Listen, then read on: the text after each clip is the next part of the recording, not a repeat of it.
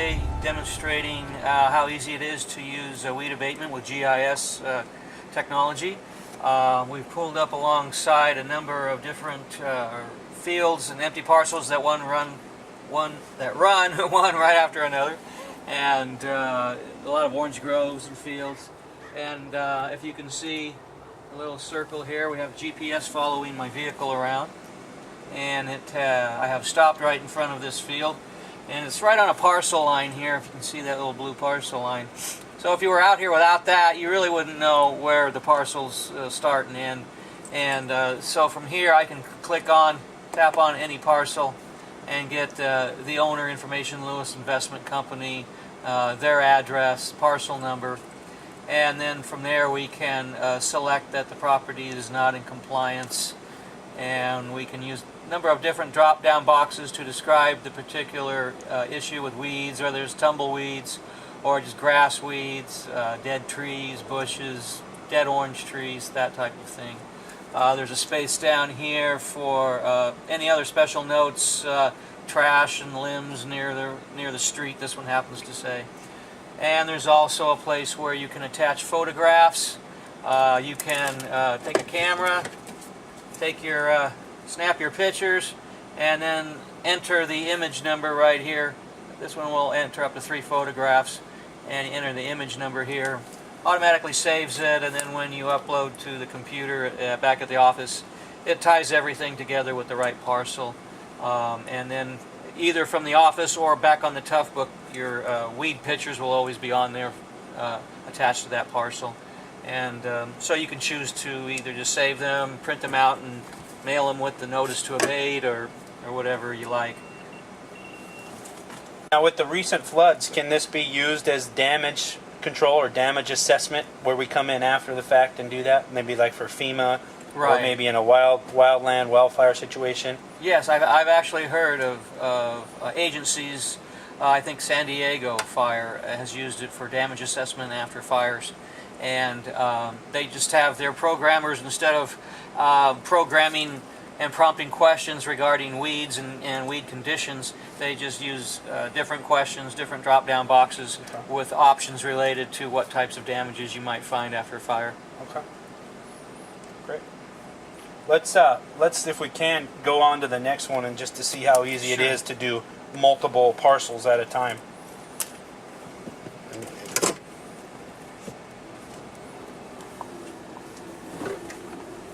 Here's our vehicle moving along with us. As you can see, it's moving.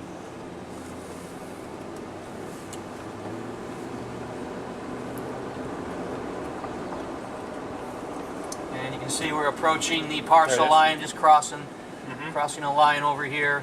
Now I noticed these are red. Why is that? The red color, it turns red when you've marked it for non-compliance. Okay. And there are other ones that have green slash marks. That indicates that those have had weed problems in past years. And you can set them up to have any kind of color scheme you like. And then once the property comes back into compliance, then it turns back to a normal view. Okay. So here right now we're coming up on some parcels owned by the city of Loma Linda Redevelopment Agency. There's quite a few of them here together that all make up one parcel. That's still Lewis Investment. Okay. And that's where it's nice, because you can get into areas where pie-shaped pieces and abnormal looking things are just all coming together, and without it, it's almost impossible to tell exactly whose weeds are whose. Now, after we enter this information, can we take this back to the office and print our notices? Yeah. Is that how easy? Yeah. Okay. You just upload it through your GIS ArcPad software, and you hit a few buttons, and it just already gets all your notices ready for you. As you can see here, this is a parcel where in the past it had some weed problems, so it shows you that it's got green lines indicating that in the past it's had a history of weeds. This one here is red. We'll be getting up to that one in just a minute.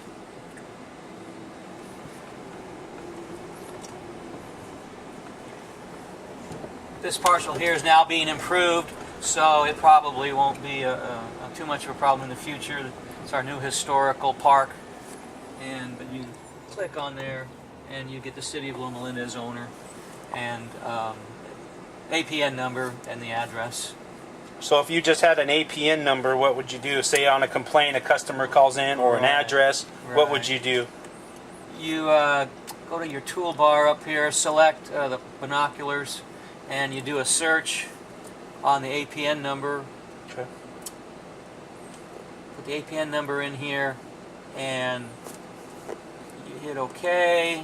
You select it there, and hit one more button, and it's kind of like Google Earth. It'll take you right to that property and show exactly where it's at. Okay, and you can use an address also in lieu of a Right, you can APN. search an address or a parcel number. Okay. Correct. Or I believe even an owner. Back at the office, and we're ready to upload all of the inspections we've completed. And it's as simple as uploading this through a computer with the GIS software, and it places it on the database, which is Microsoft Access. Once that's all been uploaded, you pretty much just go to your desk computer and open up the software for the weed inspection. It gives you a number of different options of printing the notices, printing invoices, viewing all non-compliant properties, printing payment histories if you want to do that, printing a property list to give to your contractor, and that can also include an aerial map with every one of the properties he needs to clean listed on the map. And so right now we'll click on printing notices,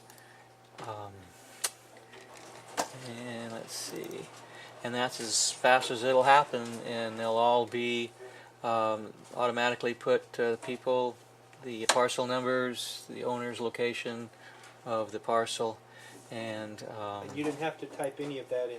no, all of that is pre-programmed in, and of course, with each weed season, there are some particulars you'll have to change the dates and times and things are due, that kind of thing. Does that print the envelope also, Jim? No, Okay, so we just- we print these out and then